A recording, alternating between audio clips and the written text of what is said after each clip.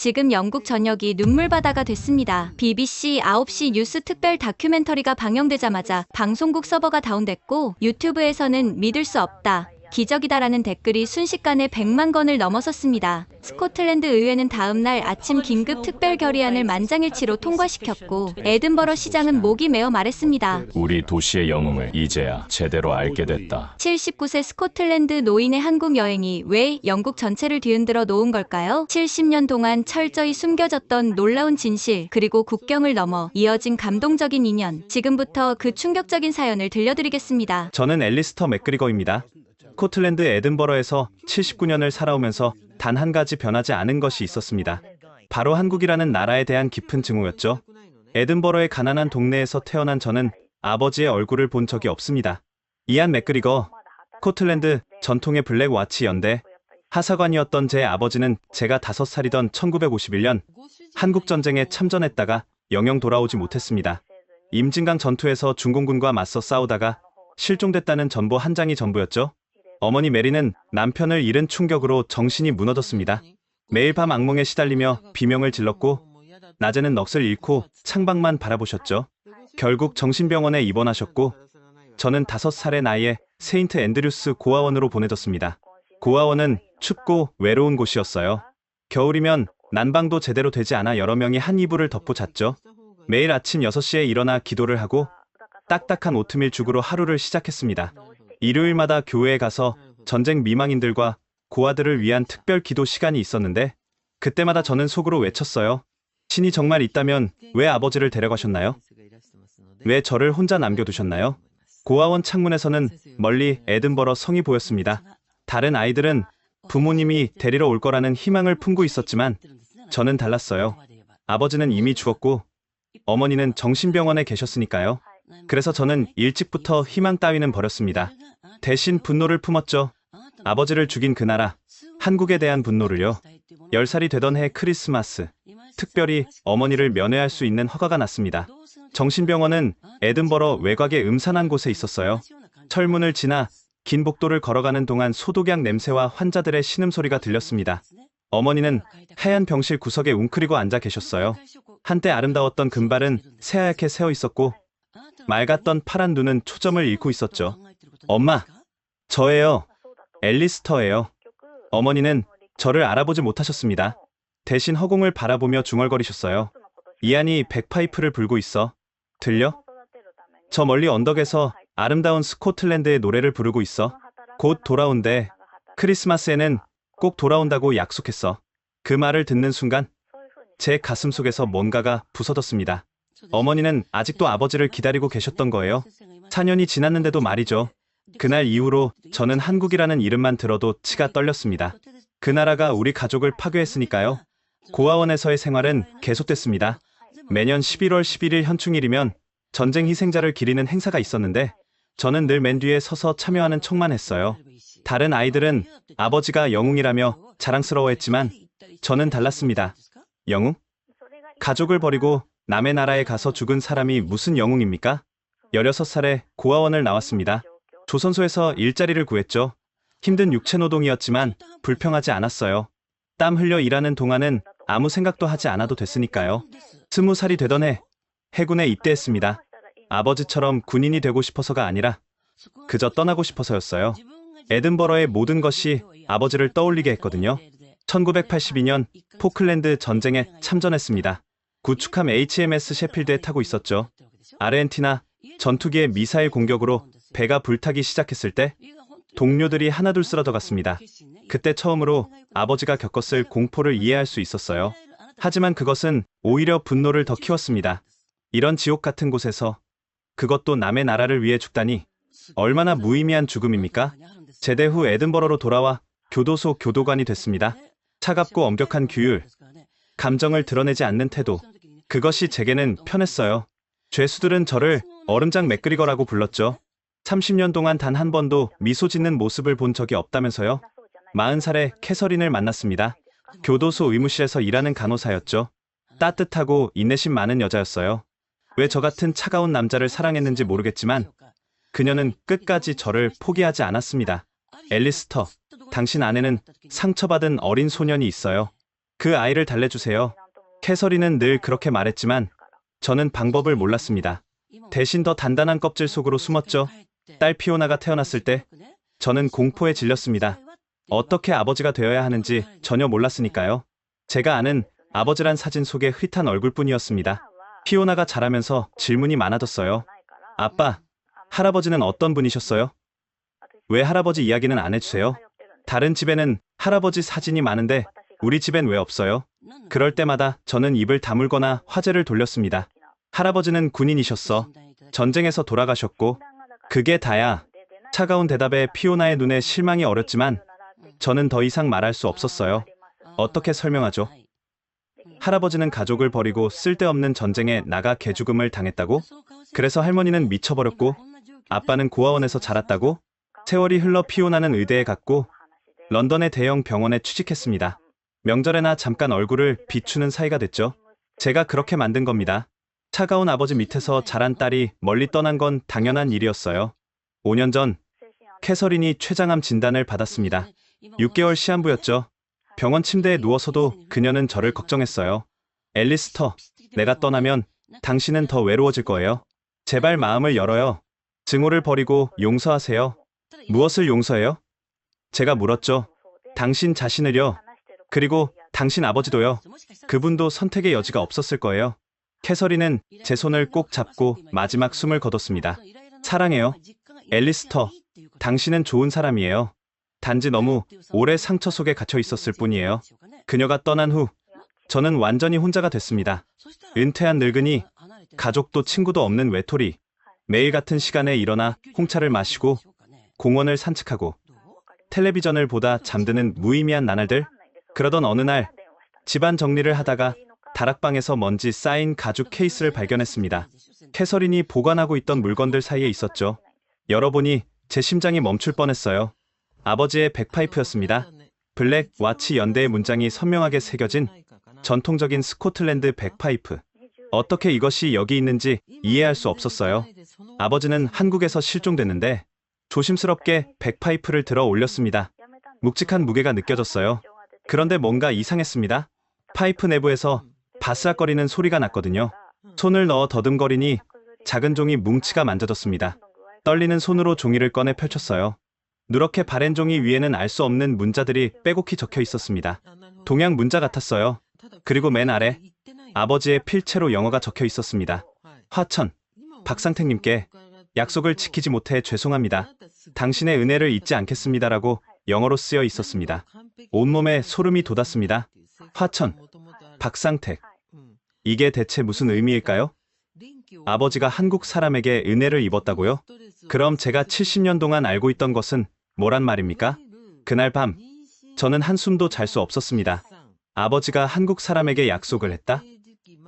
은혜를 입었다? 모든 것이 뒤집어지는 기분이었어요. 혹시 제가 모르는 진실이 있는 건 아닐까? 아버지는 정말 어떻게 돌아가신 걸까? 인터넷으로 화천을 검색해봤습니다. 강원도에 있는 작은 도시더군요. 한국전쟁 당시 치열한 전투가 있었던 곳이라고 나와 있었습니다. 박상택은 너무 흔한 이름이라 찾을 수 없었고요. 며칠을 고민했습니다. 이 나이에 한국까지 가는 것도 부담스러웠고 무엇보다 평생 증오해온 나라에 발을 디딘다는 것이 견딜 수 없었어요. 하지만 이 의문을 안고 죽을 수는 없었습니다. 아버지의 진실을 알아야만 했어요. 피오나에게 전화를 걸었습니다. 아빠가 한국에 간다고요? 갑자기 왜요? 딸의 목소리에는 놀라움이 가득했죠. 할아버지와 관련된 일이야. 꼭 확인해야 할 것이 있어. 아빠, 혼자 가시는 건 위험해요. 제가 휴가 내서 같이. 아니다. 이건 내가 혼자 해결해야 할 일이야. 전화를 끊고 항공권을 예약했습니다. 79년 인생에서 가장 어려운 결정이었어요. 하지만 백파이프 속 그 작은 종이가 제 인생을 뒤흔들고 있었습니다. 출발 전날, 오랜만에 아버지 사진을 꺼내봤습니다. 군복을 입고 백파이프를 든 젊은 시절의 아버지. 25의 나이에 전쟁터로 떠나신 아버지. 그리고 영영 돌아오지 못한 아버지. 아버지, 대체 거기서 무슨 일이 있었던 겁니까? 왜 한국 사람에게 은혜를 입었다고 하신 거죠? 왜 약속을 못 지켰다고 하신 거예요? 사진 속 아버지는 여전히 침묵하고 있었습니다. 하지만 이번엔 달라 보였어요. 차가운 군인이 아니라 뭔가 간절한 것을 품고 있는 젊은이의 얼굴로 보였습니다. 얼마 전 저는 생애 처음으로 인천공항에 발을 디뎠습니다. 79년 인생에서 한 번도 상상해 본 적 없는 일이었죠. 비행기에서 내리는 순간부터 심장이 요란하게 뛰었습니다. 이곳이 정말 아버지가 목숨을 잃은 그 나라란 말인가? 공항은 놀라울 정도로 현대적이었습니다. 거대한 유리 건축물, 최첨단 시설들, 그리고 곳곳에 있는 영어 안내판. 제가 상상했던 전쟁의 폐허와는 전혀 달랐어요. 입국 심사를 기다리는 동안 주변을 둘러봤습니다. 다양한 국적의 사람들이 줄을 서 있었고 한국인 직원들은 친절하게 안내를 하고 있었죠. 한 젊은 여직원이 제게 다가왔습니다. 어디서 오셨어요? 도와드릴까요? 유창한 영어였습니다. 저는 무뚝뚝하게 대답했어요. 스코틀랜드에서 왔습니다. 서울로 가려고요. 아, 스코틀랜드. 에든버러에서 오셨나요? 정말 아름다운 도시죠. 저도 작년에 다녀왔어요. 그녀의 밝은 미소가 오히려 불편했습니다. 제가 왜 여기 왔는지 알면 그렇게 웃을 수 있을까? 공항철도를 타고 서울로 향하면서 창밖을 바라봤습니다. 고층 아파트들이 끝없이 이어져 있었고 도로는 깨끗했으며 사람들은 바쁘게 움직이고 있었죠. 스마트폰을 보며 걷는 젊은이들, 교복을 입은 학생들, 정장 차림의 직장인들. 이곳이 정말 70년 전 피비린내 나는 전쟁터였단 말인가? 서울역에 도착해서 택시를 탔습니다. 운전사가 물었죠. 어디로 모실까요? 시청 근처 호텔로 가주세요. 아, 관광 오셨어요? 처음 오셨나 봐요. 저는 대답하지 않았습니다. 운전사는 계속 말을 이어갔어요. 요즘 스코틀랜드에서 오는 관광객이 많아요. 한국 위스키가 상을 많이 받아서 그런가 봐요. 스카치 위스키만큼 좋다고들 하던데요. 한국 위스키라니. 아버지가 살아계셨다면 얼마나 놀라셨을까요? 호텔에 체크인하면서도 직원들의 친절함이 계속 거슬렸습니다. 뭔가 가식적으로 느껴졌어요. 70년 전 외국 군인들의 희생 위에 세워진 번영을 누리면서 이제 와서 친절한 척하는 것 같았거든요. 호텔방에서 짐을 풀며 창밖을 내다봤습니다. 서울의 야경이 화려하게 펼쳐져 있었어요. 불빛들이 반짝이는 도시, 활기찬 사람들. 하지만 제게는 그 모든 것이 차갑게만 느껴졌습니다. 이 땅 어딘가에서 아버지가 피를 흘리며 쓰러졌을 텐데. 다음날 아침, 용산에 있는 전쟁기념관으로 향했습니다. 혹시 아버지의 이름이라도 있을까 싶어서였죠. 거대한 건물에 들어서니 엄숙한 분위기가 느껴졌습니다. 전시관에는 한국전쟁에 대한 방대한 자료가 있었어요. 유엔군 참전국들의 국기가 걸려 있었고 각국의 희생자 수도 표시되어 있었죠. 영국군은 1078명이 전사했다고 적혀 있었습니다. 특히 눈에 띈 것은 글로스터 연대의 임진강 전투 기록이었습니다. 1951년 4월 중공군의 대공세를 막아낸 영웅적인 전투. 하지만 제 아버지 소속인 블랙와치 연대에 대한 기록은 많지 않았어요. 2층 전시실을 샅샅이 뒤졌습니다. 전사자 명단, 실종자 명단, 포로 명단까지. 하지만 이안 맥그리거라는 이름은 어디에도 없었어요. 마치 아버지가 존재하지 않았던 사람처럼. 안내 데스크에 가서 물어봤습니다. 실종된 영국군에 대한 더 자세한 자료는 없나요? 직원이 친절하게 답했죠. 개별 군인에 대한 자료는 국방부나 각국 대사관에 문의하셔야 해요. 여기는 전시 목적의 자료만 있거든요. 전쟁 기념관을 나오며 느낀 것은 허탈함이었습니다. 결국 이 나라도 마찬가지구나. 필요할 때는 외국 군인들의 도움을 받고 끝나면 잊어버리는구나. 근처 카페에 들어가 커피를 시켰습니다. 쓴 아메리카노를 마시며 생각했어요. 화천, 박상택. 이 두 단서만으로 뭘 찾을 수 있을까? 카페 창밖으로는 젊은이들이 웃으며 지나다녔습니다. 연인들이 손을 잡고 친구들이 셀카를 찍고 평화로운 일상의 모습들. 하지만 제게는 그것이 더욱 아팠어요. 이 평화를 위해 죽어간 사람들은 기억되지 않고 있으니까. 서울에서 며칠을 더 보냈지만 진전이 없었습니다. 영국 대사관에도 갔지만 70년 전 기록은 본국에 보관되어 있다고 했죠. 국방부는 절차가 복잡하다며 몇 주가 걸릴 거라고 했고요. 통역사를 구해볼까도 생각했지만 뭘 어떻게 설명해야 할지 막막했습니다. 70년 전에 죽은 아버지가 남긴 메모에 있던 이름을 찾고 있다고 하면 미친 사람 취급받을 것 같았어요. 호텔방에서 보낸 마지막 밤, 저는 거의 포기 상태였습니다. 내일 화천에 가보고 아무것도 찾지 못하면 그냥 돌아가자고 생각했죠. 어차피 70년이나 지난 일을 지금 와서 뭘 알 수 있겠어요. 다음날 아침, 서울역에서 춘천행 ITX를 탔습니다. 기차가 도시를 벗어나자 풍경이 달라지기 시작했어요. 산과 강이 어우러진 아름다운 자연. 하지만 70년 전에는 포탄이 떨어지고 총성이 울리던 전장이었겠죠. 기차 안에서 옆자리 할머니가 말을 걸었습니다. 어디 가세요? 화천에 갑니다. 아이고, 화천엔 뭐 볼 일이 있으세요? 외국분 같은데. 저는 잠시 망설이다가 솔직히 말했습니다. 아버지가 한국전쟁 때 그곳에서 돌아가셨어요. 흔적을 찾으러 가는 길입니다. 할머니의 표정이 변했습니다. 아이고머니나 그러셨구나. 우리나라를 위해 싸워주신 분이셨네요. 정말 감사합니다. 할머니는 제 손을 꼭 잡았어요. 주름진 손이 따뜻했습니다. 우리는 잊지 않아요. 그때 도와주신 분들을. 제 남편도 그때 미군 덕분에 살았거든요. 평생 고마워하다가 작년에 돌아가셨어요. 춘천역에 도착해서 화천행 버스로 갈아탔습니다. 구불구불한 산길을 1시간쯤 달려 화천에 도착했을 때 작은 시골 도시가 눈에 들어왔어요. 북한과의 접경 지역이라 군부대가 많이 보였습니다. 버스 터미널에서 내려 막막했습니다. 이제 어디서부터 시작해야 할까? 닭상택이라는 이름 하나만 가지고 뭘 찾을 수 있을까? 터미널 근처 작은 식당에 들어갔습니다. 점심시간이라 손님이 꽤 있었어요. 김치찌개를 시키고 주인 아주머니에게 스마트폰 번역 앱을 보여주며 물었습니다. 박상택이라는 분을 아세요? 나이가 많으신 분일 텐데요. 아주머니는 고개를 갸웃거리며 뭐라고 한국말로 중얼거렸습니다. 그러다가 갑자기 뭔가 생각난 듯 급하게 전화를 걸었어요. 잠시 후 중년 남성이 식당으로 들어왔습니다. 단정한 차림의 공무원처럼 보였어요. 영어 하십니까? 제가 물었습니다. 네, 조금은요. 저는 이 마을 이장입니다. 박상택 어르신을 찾으신다고 들었는데요. 제 심장이 빠르게 뛰기 시작했습니다. 정말 그런 사람이 있다는 건가요? 이장의 표정이 심각해졌습니다. 박상택 어르신은 3년 전에 돌아가셨습니다. 향년 90세셨죠. 그 말에 저는 그 자리에 주저앉을 뻔했습니다. 3년 전. 너무 늦었구나. 하지만 이장의 다음 말이 저를 다시 일으켜 세웠어요. 그런데 정말 신기한 일이네요. 박상택 어르신이 평생 영국 군인을 기다리셨거든요. 매년 특별한 날이면 영국 군인을 위한 제사를 지내셨죠. 제사를요? 저는 믿을 수 없어 되물었습니다. 네, 자기 목숨을 구해준 은인이라고 하시면서요. 이안 맥그리거라는 이름을 평생 외우고 다니셨어요. 온몸에 전율이 흘렀습니다.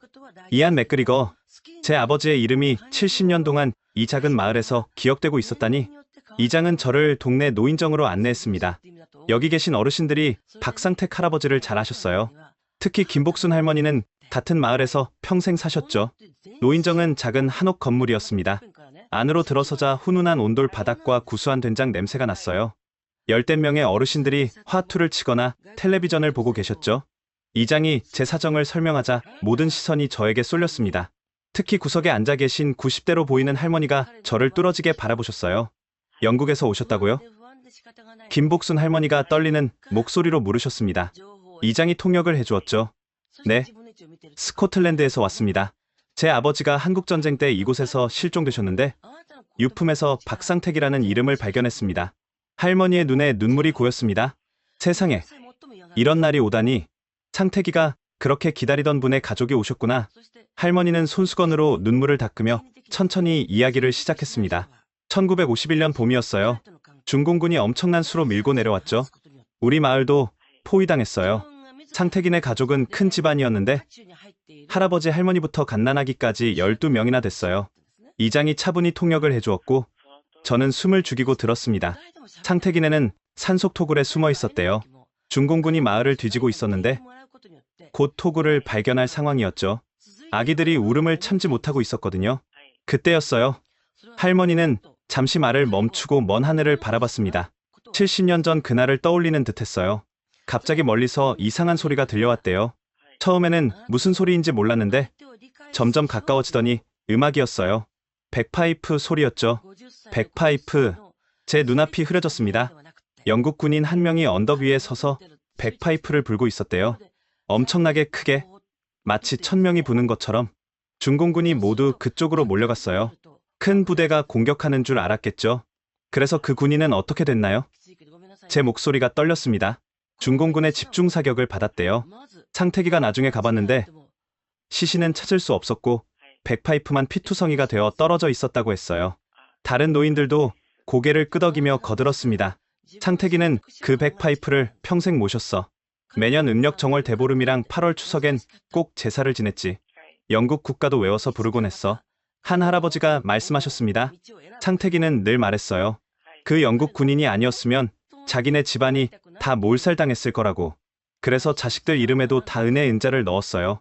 저는 더 이상 눈물을 참을 수 없었습니다. 70년 동안 품어온 증오가 얼마나 어리석었는지, 얼마나 큰 오해였는지 깨달았어요. 아버지는 버림받은 것도 잊혀진 것도 아니었습니다. 오히려 깊이 감사받고 기억되고 있었죠. 박상택 씨의 가족은 어디 계신가요? 겨우 물었습니다. 이장이 대답했어요. 손자가 한 명 있어요. 박태준이라고. 화천고등학교에서 영어 선생님을 하고 있죠. 마침 오늘이 토요일이니 집에 있을 거예요. 김복순 할머니가 제 손을 꼭 잡으셨습니다. 아이고, 이렇게라도 만나게 돼서 다행이야. 상태기가 저승에서 얼마나 기뻐할지. 70년 동안 기다렸는데. 이장이 전화를 걸었고 30분 후에 한 남성이 노인정에 도착했습니다. 30대 중반의 단정한 모습이었어요. 그가 저를 보자마자 영어로 말했습니다. 맥그리거 씨 맞으신가요? 정말 놀랍습니다. 할아버지가 평생 기다리셨던 분의 아드님이 오시다니요. 박태준의 눈에도 눈물이 고여 있었습니다. 할아버지는 돌아가시는 날까지 이안 맥그리거님 이야기를 하셨어요. 언젠가는 그분의 가족을 만나서 제대로 감사 인사를 전하고 싶다고 하셨죠. 그런데 연락할 방법이 없어서 저는 박태준의 손을 꽉 잡았습니다. 처음 만난 사람인데도 이상하게 가족 같은 느낌이 들었어요. 아버지가 이어준 인연이라서 그런 걸까요? 할아버지가 남기신 것들을 보여드리고 싶어요. 집이 가까우니 가시죠. 노인정을 나서면서 김복순 할머니가 또 제 손을 잡으셨습니다. 꼭 가서 보세요. 상태기가 얼마나 정성을 들였는지. 그리고 이안 맥그리거 씨도 좋은 분이셨을 거예요. 남을 위해 목숨을 바칠 수 있는 사람이니까. 박태준을 따라 걸으면서 마을 풍경을 둘러봤습니다. 작은 시골 마을이었지만 평화로웠어요. 논밭이 펼쳐져 있고 멀리 산들이 둘러싸고 있었죠. 70년 전 이곳이 전쟁터였다는 게 믿기지 않았습니다. 할아버지는 이 길을 매일 걸으셨어요. 박태준이 말했습니다. 아침 운동 삼아 언덕까지 올라가셨는데 거기서 늘 북쪽을 바라보셨죠. 이안 맥그리거님이 백파이프를 불었다는 그 언덕이거든요. 지금도 그 언덕이 있나요? 네, 있어요. 나중에 모시고 갈게요. 할아버지가 거기에 작은 표지석도 세워놓으셨어요. 걸으면서 박태준은 할아버지에 대해 더 많은 이야기를 들려줬습니다. 할아버지는 전쟁 후에 마을 이장을 오래 하셨어요. 어려운 사람들을 많이 도우셨죠. 늘 말씀하셨어요. 자기가 받은 은혜가 너무 커서 평생 갚아도 모자란다고. 전쟁 고아들을 여러 명 거두어 키우기도 하셨어요. 그 아이들도 다 은자 돌림으로 이름을 지어주셨죠. 은수, 은미, 은철 지금은 다들 어른이 되어서 각자 잘 살고 있어요. 그리고 매년 현충일에는 춘천에 있는 영국군 참전비를 찾아가셨어요. 거기서 꼭 1시간씩 서 계셨죠. 영국 국가를 부르시고 묵념을 하시고 제 가슴이 뜨거워졌습니다. 한 사람이 70년 동안 이렇게 한결같이 감사하며 살 수 있다는 것이 놀라웠어요. 그것도 단 한 번의 만남, 단 하루의 은혜를 위해서. 할아버지는 영어를 배우려고 무척 노력하셨어요. 혹시 이안 맥그리거님의 가족을 만나게 되면 직접 감사 인사를 전하고 싶다고 하시면서요. 그래서 저도 영어를 열심히 공부했죠. 박태준의 집에 거의 다 와갈 무렵 그가 조심스럽게 말했습니다. 맥그리거 씨, 혹시 괜찮으시다면 할아버지가 돌아가실 때 부탁하신 것이 있어요. 뭔가요? 만약 이안 맥그리거님의 가족을 만나게 되면 꼭 전해달라고 하신 말씀이 있어요. 당신의 희생은 헛되지 않았습니다. 덕분에 많은 생명이 살았고 그들은 모두 당신을 기억하고 있습니다라고요. 저는 걸음을 멈추고 하늘을 올려다봤습니다. 맑은 가을 하늘이 눈부셨어요. 어딘가에서 아버지가 지켜보고 계신 것 같았습니다. 감사합니다. 정말 감사합니다. 그게 제가 할 수 있는 전부였습니다. 70년 만에 들은 아버지의 진실, 증오 대신 감사를, 원망 대신 존경을 품고 살아온 사람들. 이제 저도 그들처럼 살아야겠다는 생각이 들었습니다. 박태준의 집은 전통 한옥을 현대식으로 개조한 아담한 건물이었습니다. 대문을 들어서자 정갈한 마당이 눈에 들어왔어요. 한쪽에는 작은 정원이 있었고 맞은편에는 별채처럼 보이는 건물이 있었습니다. 저것이 할아버지가 특별히 만드신 추모관이에요. 이안 맥그리거님을 위한 공간이죠. 박태준이 별채의 문을 여는 순간 저는 그 자리에 얼어붙었습니다. 정면 벽에는 커다란 액자가 걸려 있었는데 그 안에는 젊은 시절 아버지의 사진이 있었습니다. 블랙 와치 연대 군복을 입고 백파이프를 들고 있는 모습.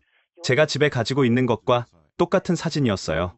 사진 아래에는 한글과 영어로 이렇게 적혀 있었습니다. 우리의 은인 이안 맥그리거 하사 1926년에서 1951년 당신의 희생을 영원히 기억합니다. 제 다리에 힘이 빠져 주저앉았습니다. 박태준이 급히 부축해 주었어요. 괜찮으세요? 저는 고개를 끄덕이며 겨우 일어섰습니다. 하지만 눈은 아버지 사진에서 떼지 못했어요. 70년 만에 한국에서 아버지를 다시 만난 기분이었습니다. 이 사진은 어떻게 할아버지가 전쟁 직후부터 수소문하셨대요. 미군 부대를 찾아다니고 영국 대사관에도 여러 번 편지를 보내셨죠. 20년 만에 겨우 이 사진 한 장을 구하셨다고 해요. 사진 앞에는 작은 재단이 마련되어 있었습니다. 향로와 촛대, 그리고 신선한 국화꽃이 놓여 있었죠. 벽면에는 영국 국기와 한국 국기가 나란히 걸려 있었고 그 아래에는 백파이프가 정성스럽게 보관되어 있었습니다. 저 백파이프가 네, 할아버지가 그날 현장에서 가져오신 거예요. 이안 맥그리거님이 마지막까지 불었던 바로 그 백파이프입니다. 저는 떨리는 손으로 유리 케이스를 열고 백파이프를 꺼냈습니다. 70년의 세월이 흘렀지만 여전히 묵직했어요. 자세히 보니 곳곳에 총탄 자국이 있었습니다. 할아버지가 매일 아침 저녁으로 이곳에 오셔서 인사를 드렸어요. 오늘도 감사합니다. 덕분에 잘 살고 있습니다라고 말씀하시면서요. 박태주는 서랍에서 낡은 노트 여러 권을 꺼냈습니다. 할아버지가 쓰신 일기예요. 대부분 이안 맥그리거님에 대한 내용입니다. 제가 번역해 드릴게요. 첫 장을 펼치자 정성스러운 한글 글씨가 빼곡히 적혀 있었습니다. 1952년 3월 15일, 오늘도 은인을 생각합니다. 그분이 아니었다면 우리 가족 12명은 모두 죽었을 것입니다. 갓 태어난 막내도, 80살 아버님도, 만삭의 아내도 모두. 그런데 그분은 우리를 위해 목숨을 던지셨습니다. 25살의 젊은 나이에 어떻게 이 은혜를 갚을 수 있을까요? 1960년 8월 15일, 오늘은 광복절입니다. 하지만 저에게는 또 다른 광복절이기도 합니다. 9년 전 이날, 저희 가족이 죽음에서 해방된 날이니까요. 은인께서는 고향에도 가족이 있으셨을 텐데 부모님이 얼마나 슬퍼하셨을까요? 1975년 4월 23일, 24년이 지났습니다.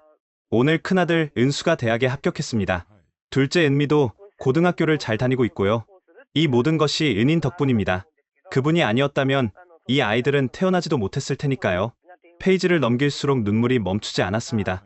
한 사람이 70년 동안 이렇게 한결같이 감사하며 살았다는 것이 믿기지 않았어요. 1985년 12월 25일, 오늘은 크리스마스입니다. 은인도 고향에서 가족들과 크리스마스를 보내고 싶으셨겠죠?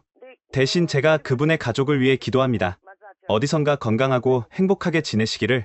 2000년 1월 1일, 새 천년이 시작됐습니다. 49년이 지났지만 그날의 기억은 여전히 생생합니다. 백파이프 소리가 울려 퍼지던 순간, 중공군이 그쪽으로 달려가던 모습, 그리고 요란한 총성 은인의 희생을 절대 잊지 않겠습니다. 박태주는 또 다른 상자를 가져왔습니다. 그 안에는 사진과 편지, 신문 스크랩 등이 가득했어요. 이건 할아버지가 영국 대사관에 보낸 편지들이에요. 답장은 거의 못 받으셨지만 포기하지 않고 계속 보내셨죠. 수십 통의 편지가 있었습니다. 서툰 영어지만 진심이 담겨 있었어요. 존경하는 영국 대사님께, 저는 한국전쟁 때 이안 맥그리거 하사님께 목숨을 구원받은 박상택입니다. 그분의 가족을 찾고 있습니다. 제가 죽기 전에 꼭 만나서 감사 인사를 전하고 싶습니다. 그분은 진정한 영웅이었습니다. 이건 2010년에 쓰신 편지예요. 할아버지가 80세 되신 해였죠. 박태준이 읽어주었습니다. 이제 저도 나이가 많이 들었습니다. 하지만 은인을 잊은 적은 단 하루도 없습니다. 제발 그분의 가족을 찾을 수 있게 도와주십시오. 제가 이 세상을 떠나기 전에 꼭 그분의 자녀분들께 말씀드리고 싶습니다. 당신의 아버지는 위대한 분이었다고. 이제 그날의 이야기를 자세히 들려드릴게요. 박태준이 차를 내오며 말했습니다. 할아버지가 수백 번도 넘게 들려주신 이야기라 저도 외울 정도예요. 박태준은 잠시 숨을 고르고 이야기를 시작했습니다. 1951년 4월 23일 새벽이었어요. 중공군의 충계 대공세가 시작됐죠. 수만 명이 인해 전술로 밀고 내려왔대요. 우리 마을은 작은 시골 마을이었는데 전략적 요충지라 치열한 전투가 벌어졌죠. 저는 숨을 죽이고 들었습니다. 드디어 아버지의 마지막 날에 대해 알게 되는 순간이었어요. 할아버지 가족은 다른 마을 사람들과 함께 산속토굴에 숨어 있었어요. 할아버지의 부모님, 형제들, 그리고 만삭이었던 할머니까지 모두 12명이었죠. 막내 동생은 겨우 2살이었대요. 중공군이 마을을 포위하고 집집마다 수색을 시작했어요. 숨어있던 다른 토굴들이 하나둘 발각되고 끔찍한 일들이 벌어졌죠. 할아버지네 토굴도 곧 발견될 상황이었어요. 아이들이 공포에 질려 울음을 참지 못하고 있었거든요. 바로 그때였어요. 갑자기 멀리서 음악 소리가 들려왔대요. 처음에는 모두 귀를 의심했죠. 전쟁터에서 음악이라니. 그런데 그 소리가 점점 가까워지면서 더 크게 울려 퍼졌어요. 백파이프였죠. 스코틀랜드의 전통곡인 스코틀랜드 더 브레이브였대요. 나중에 할아버지가 그 곡을 찾아서 외우셨거든요. 저는 그 곡을 잘 알고 있었습니다. 스코틀랜드 군대가 전투에 나갈 때 부르는 곡이었죠. 아버지도 그 곡을 좋아하셨다고 어머니가 말씀하신 적이 있었어요. 영국 군인 한 명이 언덕 꼭대기에 서서 백파이프를 불고 있었대요. 마치 1000명의 군대가 진격하는 것처럼 웅장하게. 중공군이 큰 부대가 공격해 오는 줄 알고 모두 그쪽으로 달려갔어요. 할아버지 가족은 그 틈을 타서 토구를 빠져나왔어요. 미친 듯이 뛰어서 더 깊은 산속으로 도망쳤죠.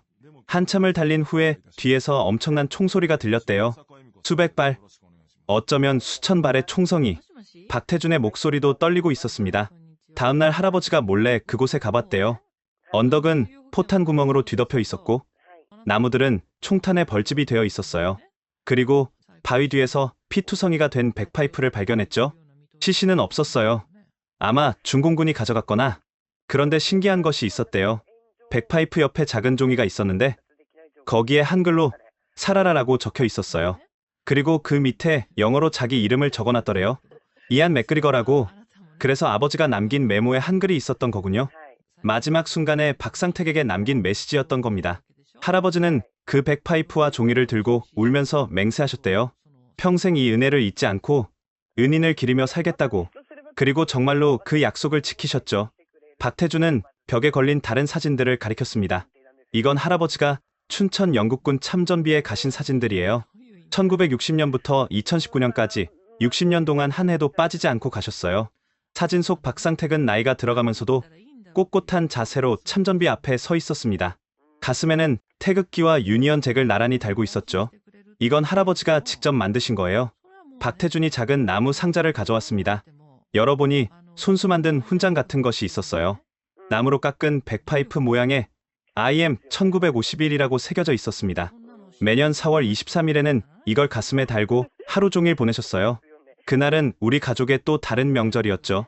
은인을 기리는 날, 저는 더 이상 말을 할 수 없었습니다. 70년 동안 품어온 원망이 얼마나 부질없었는지, 얼마나 큰 오해였는지 뼈저리게 느꼈어요. 아버지는 의미 없이 죽은 게 아니었습니다.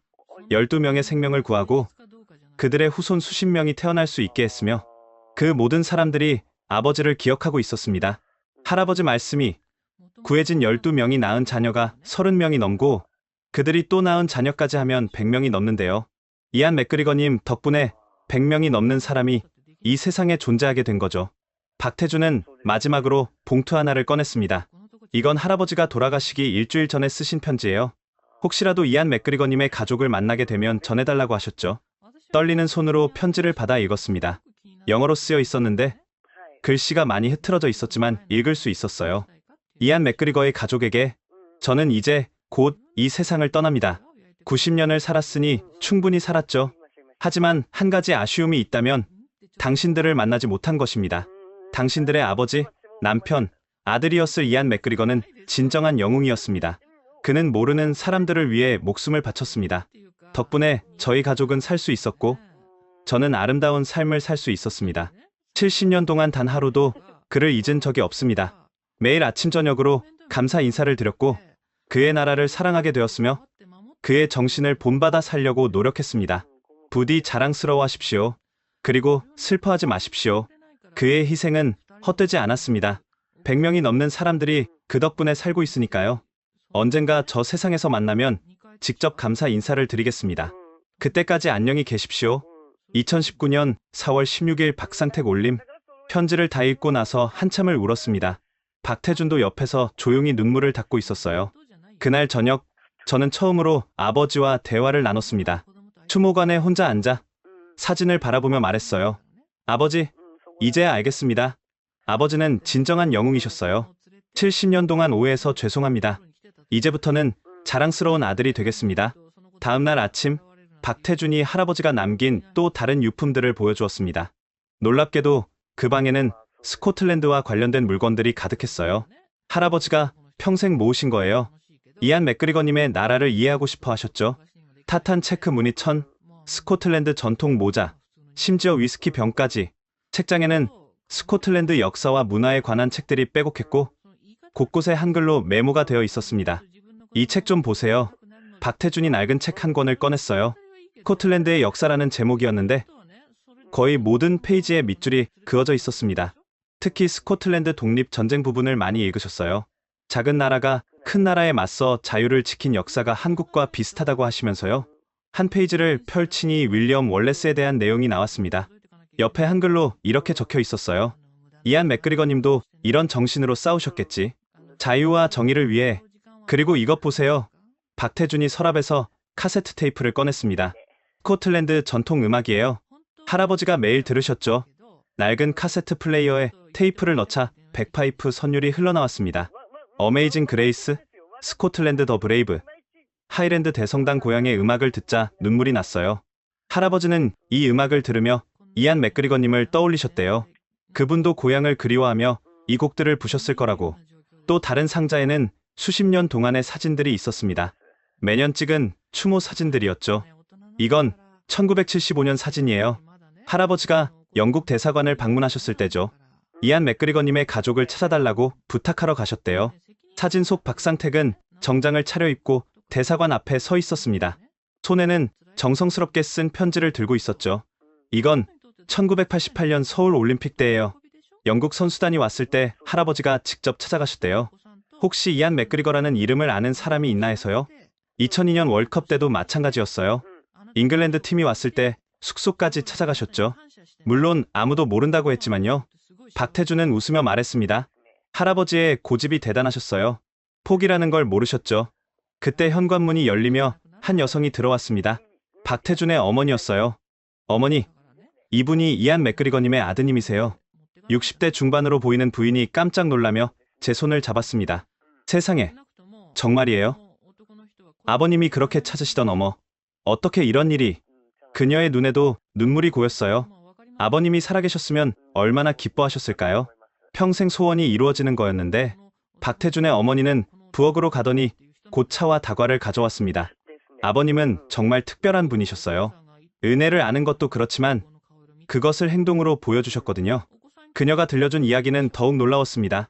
아버님은 마을에서 어려운 일이 있으면 늘 앞장서서 도우셨어요. 특히 전쟁 고아들을 많이 거두셨죠. 내가 살았으니 다른 생명도 살려야 한다고 하시면서요. 1960년대에 마을에 큰 홍수가 났을 때도 아버님이 앞장서서 구호 활동을 하셨어요. 집을 잃은 사람들을 우리 집에 재우고 먹을 것을 나누고 받은 은혜를 갚는 것이라고 하셨죠. 그리고 매년 4월 23일에는 마을 잔치를 여셨어요. 온 마을 사람들을 초대해서 음식을 대접하셨죠. 생명의 날이라고 이름 붙이셨는데 다들 그게 무슨 날인지 알았어요. 박태준이 덧붙였습니다.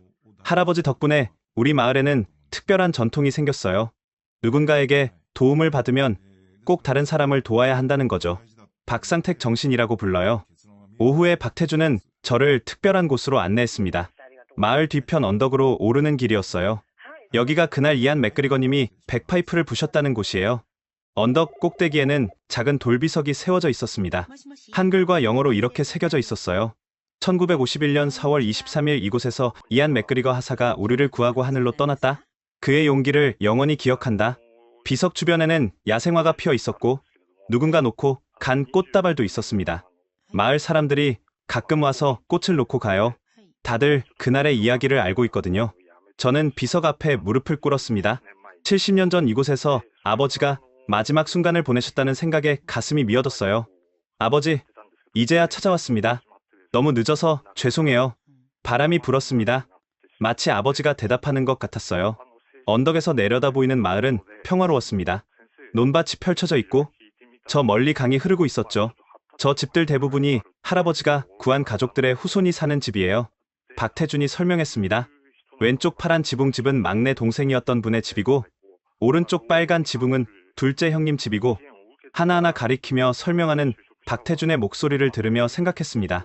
이 모든 집, 이 모든 생명이 아버지의 희생 덕분에 존재한다는 것을. 저녁 무렵 마을 회관에서 특별한 모임이 있었습니다.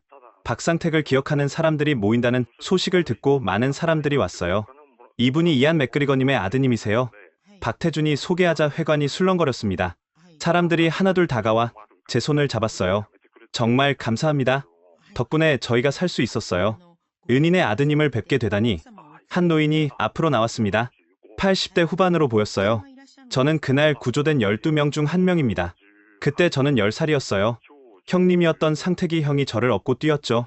그는 떨리는 목소리로 계속했습니다. 백파이프 소리를 아직도 기억해요. 처음엔 무서웠는데 나중엔 천사의 나팔 소리처럼 들렸어요. 그 소리 덕분에 우리가 살 수 있었으니까요.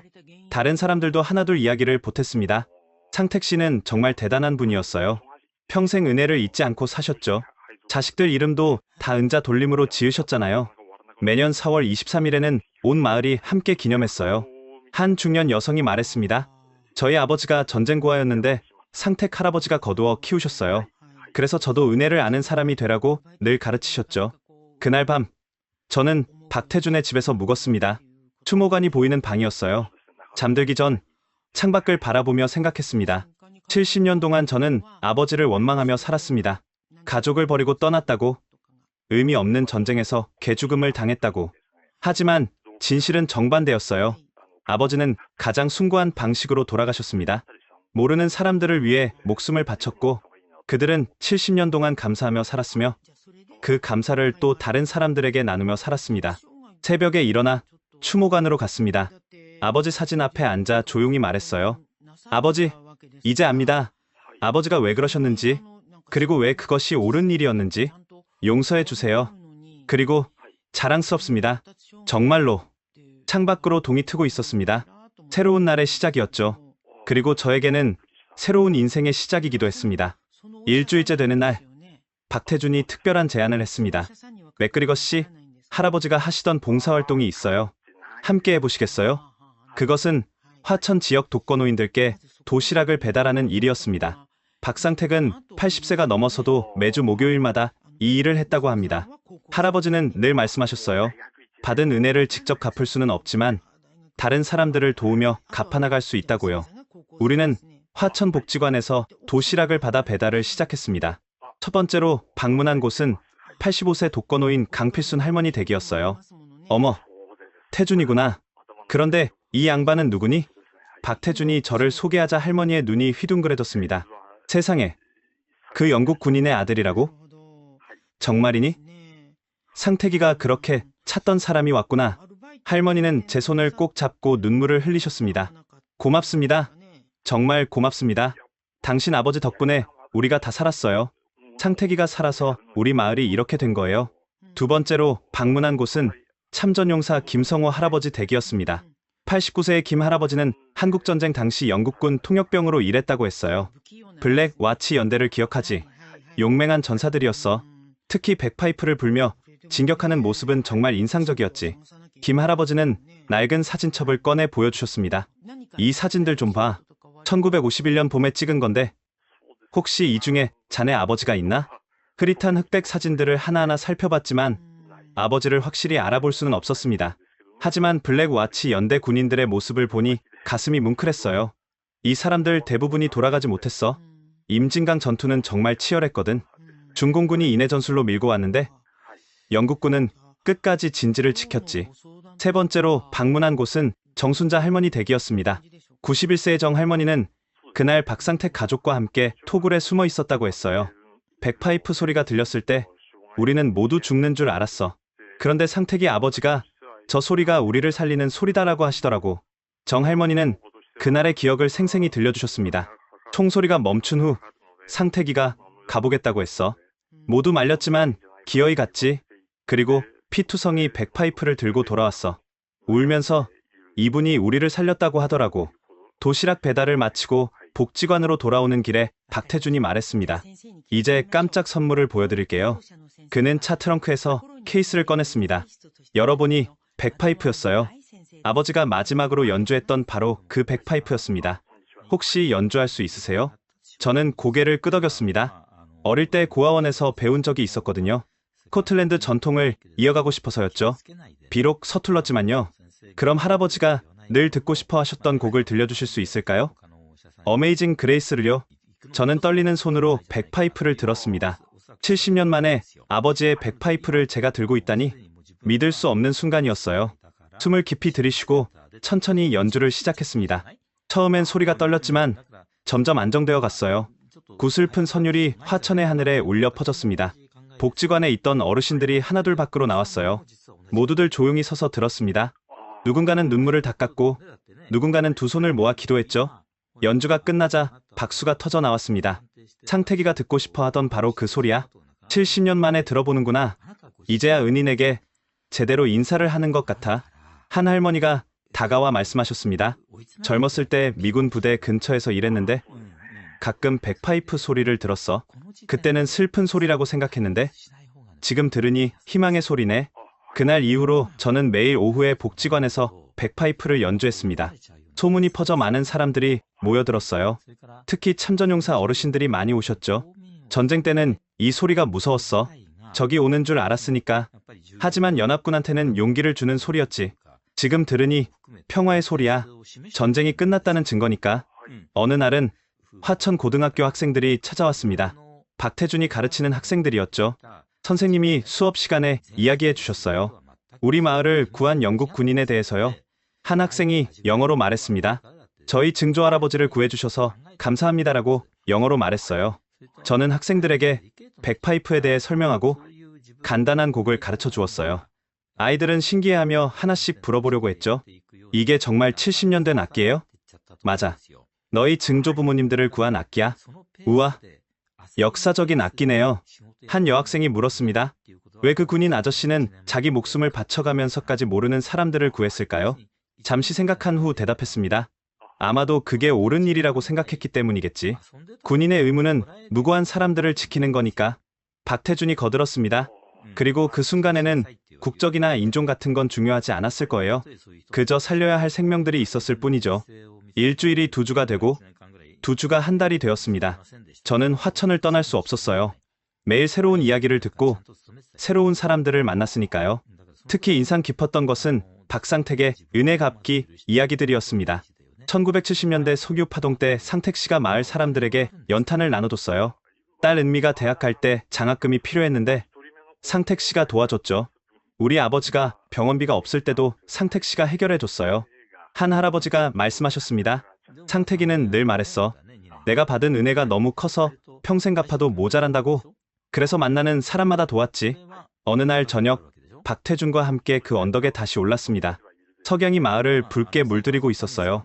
할아버지가 매일 여기 오셔서 북쪽을 바라보셨어요. 그리고 혼잣말처럼 중얼거리셨죠. 오늘도 감사합니다. 덕분에 잘 살고 있습니다라고. 저는 아버지의 백파이프를 들고 있었습니다. 그리고 70년 전 아버지가 불었던 스코틀랜드 더 브레이브를 연주했어요. 웅장한 선율이 계곡에 울려 퍼졌습니다. 마을 사람들이 집에서 나와 올려다봤어요. 어떤 이들은 손을 흔들었고 어떤 이들은 머리를 숙여 인사했죠. 연주를 마치고 내려오는데 한 할머니가 기다리고 있었습니다. 고마워요. 드디어 제대로 된 인사를 하는 것 같아서 70년 동안 마음에 빚이 있었는데 이제야 조금 갚는 기분이야. 한 달째 되는 날 저는 중요한 결정을 했습니다. 박 선생, 저는 여기 더 있고 싶습니다. 아니, 뭔가 하고 싶어요. 아버지의 뜻을 이어서 박태준이 놀라며 물었습니다. 정말이세요? 그럼 어떤 일을 하고 싶으신가요? 장학재단을 만들고 싶어요. 이안 맥그리거 박상택 장학재단. 한국과 영국의 젊은이들이 서로의 나라에서 공부할 수 있도록 돕는 거죠. 박태준의 눈이 빛났습니다. 훌륭한 생각이에요. 할아버지가 정말 기뻐하실 거예요. 그날부터 우리는 장학재단 설립을 준비했습니다.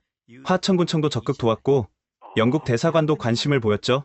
마을 사람들도 작은 성금을 모아주었습니다. 창택이가 평생 베푼 은혜를 이제 우리가 갚을 차례야. 2달 후 장학재단이 정식으로 출범했습니다. 첫 장학생으로는 박태준의 제자 중 한 명과 에든버러의 고등학생이 선발됐어요. 이 장학금은 단순한 학비 지원이 아닙니다. 저는 창립시에서 말했습니다. 70년 전 시작된 우정을 이어가는 다리입니다.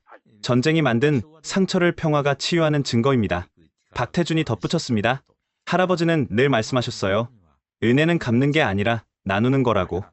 이제 그 정신을 젊은이들이 이어갈 겁니다. 창립식이 끝난 후 저는 다시 그 언덕에 올랐습니다. 이번에는 혼자가 아니었어요. 마을 사람들이 함께 올랐죠. 비석 앞에서 우리는 묵념을 했습니다. 그리고 제가 백파이프로 어메이징 그레이스를 연주했어요. 마지막 음이 사라질 때쯤 누군가 조용히 말했습니다. 이제 빚을 다 갚은 것 같아요. 아니에요. 제가 대답했습니다. 이제 시작입니다. 아버지와 박상택 씨가 보여준 사랑을 계속 나누는 거죠. 해가 지고 있었습니다. 붉은 노을이 하늘을 물들였어요. 어딘가에서 아버지가 미소 짓고 계신 것 같았습니다. 그리고 저는 알았습니다. 증오를 품고 살았던 70년보다 용서와 사랑을 배운 이 몇 달이 훨씬 더 값진 시간이었다는 것을. 지금까지 70년간의 오해가 만든 증오, 그리고 진실이 가져온 화해의 이야기를 들으셨습니다. 앨리스터 맥그리거가 발견한 것은 단순한 과거의 진실이 아니었습니다. 전쟁 속에서도 빛났던 인간의 존엄성, 국경을 넘은 우정, 그리고 70년을 이어온 감사의 마음이었죠. 이 이야기가 우리에게 던지는 질문은 무겁습니다. 우리가 품고 있는 미움과 편견은 과연 진실에 기초한 것일까요? 혹시 우리도 앨리스터처럼 잘못된 증오를 품고 있는 건 아닐까요? 전쟁은 상처를 남기지만 그 상처를 치유하는 것은 결국 사람의 마음입니다. 이안 맥그리거가 보여준 희생정신, 박상택이 지켜온 감사의 마음, 그리고 두 가족이 만들어가는 화해와 우정, 이것이 바로 우리가 기억해야 할 역사의 진정한 교훈이 아닐까요? 여러분은 이 이야기를 어떻게 들으셨나요? 댓글로 여러분의 생각을 나눠주세요. 그리고 이 영상이 마음에 드셨다면 좋아요와 구독 부탁드립니다. 특히 이 이야기를 꼭 공유해주세요. 아직도 어딘가에는 전쟁의 상처를 안고 사는 분들이 계십니다. 이 이야기가 그분들에게 작은 위로가 될 수 있도록 널리 알려주세요. 지금까지 감동 편지함이었습니다. 감사합니다.